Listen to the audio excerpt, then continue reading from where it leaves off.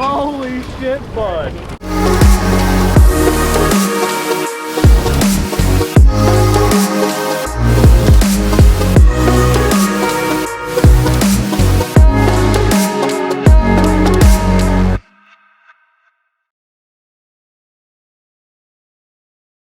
Yep, walk around this way if you have to. Well, I'm trying to pull him over here.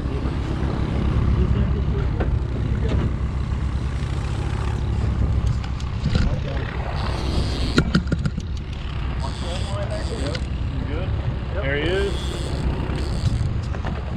Oh my god, it's jumbo sheepshead, dude. Woo! Hell yeah, buddy! Dude, look at that stud!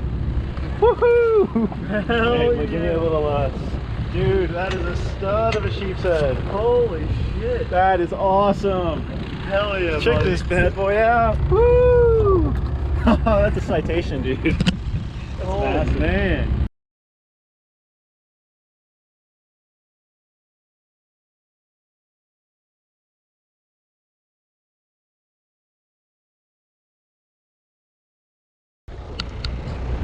Keep running. Okay. Watch him, he might run at you. You're gonna have to reel quick. Oh, okay, that's what you, yep. Yep, keep reeling, keep reeling. Try to get that Yep. bow in.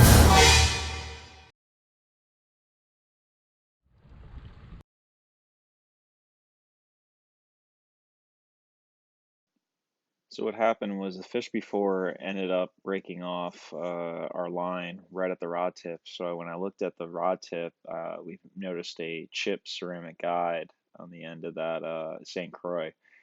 So we had to go and fight the fish upside down because the bottom side of that guy was could have potentially broken the line. So Joe did a really good job here, reeling backwards, as well as fighting the fish, as you guys can see. Hindsight's 2020. We probably should have just taken the rod out and not used it. But of course, only brought 3 rods to fish that day, so that would have just left us with 2 rods being fished. The fish took a blue crab quartered with a 5/0 hook. We were trying to go for early season blackfish and sheepshead.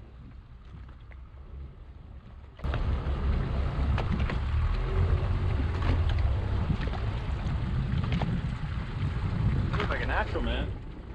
So the location we're fishing has got a lot of current, and it's pushing us away from the rocks here. So all I'm trying to do, the fish is just trying to sit in that current, and I just am trying to keep the boat and Joe in that area to fight the fish. So a little bit harder said than done.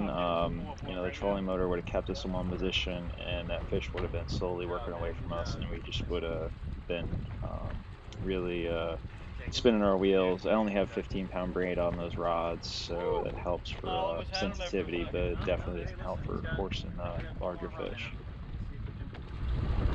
Oh my god, nothing fucking beats this right here. What's up?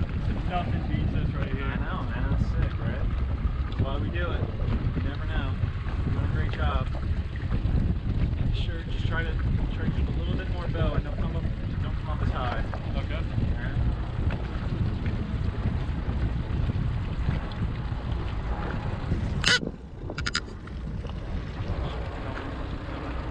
Come on. Get ready. I'm reverse right now. Stick the rod in the water. Stick the rod in the water. Rod in the water. Put it down.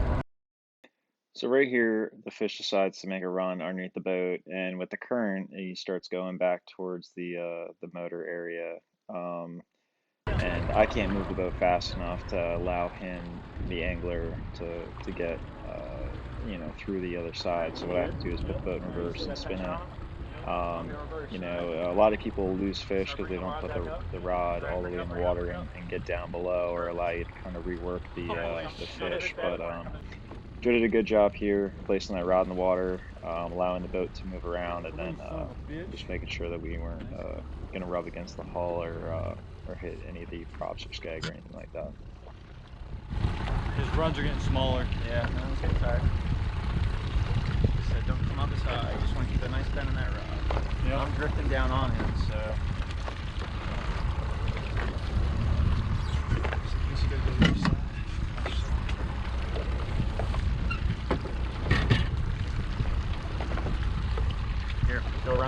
motor. Go around, go around, go around.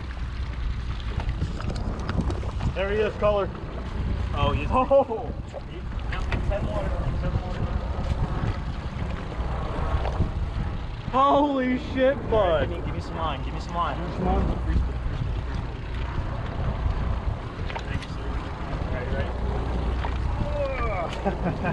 Holy shit.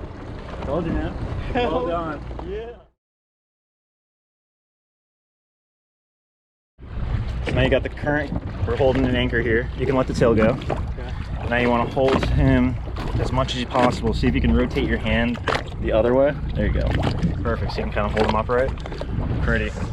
Absolutely pretty. So water's flushing over his gills here. We're gonna start seeing him kick. It might take a couple 5 minutes, but sick, right? Pretty Dude, fish. Gorgeous fish, man. Yeah. Good fucking hook, man. That was, well, that's what it was gonna happen. I knew they were here. I knew they were here. So. Dude, fucking, like, the fish are amazing, man. I know, it's so pretty. So take care of him so he can go fight another day. He just got me a little worried, to be honest. He'll be all right. They take a while. They could take up to 10 minutes, but we got water going over his gills. I mean, these guys literally will fight until they die.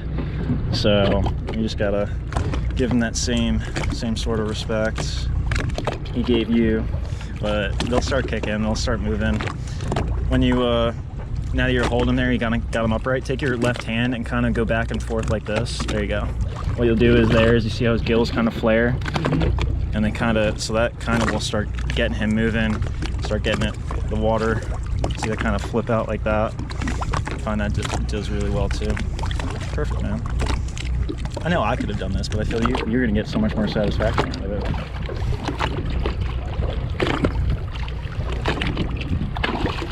Oh, see it? There you go. All right, let him go. Dude, awesome job. That is killer. That's what it's about.